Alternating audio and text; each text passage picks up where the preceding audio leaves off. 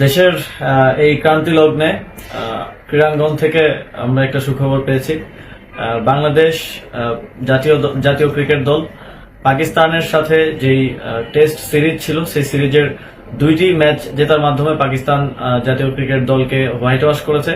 আমরা বাংলাদেশ জাতীয় দলের সকল খেলোয়াড়, কোচ সহ অফিসিয়ালসদের অভিনন্দন এবং শুভেচ্ছা জানাচ্ছি। দেশের এই ক্রান্তি লগ্নে এই খবর দেশের জনগণের মনে কিছুটা হলেও স্বস্তির সঞ্চার করবে। আমরা ক্রীড়াঙ্গন থেকে এরকম আরো সুখবর পেতে চাই এবং তার জন্য ক্রীড়াঙ্গনকে সুষ্ঠুভাবে সুন্দরভাবে গড়ে তোলার জন্য আমরা কাজ করে যাব।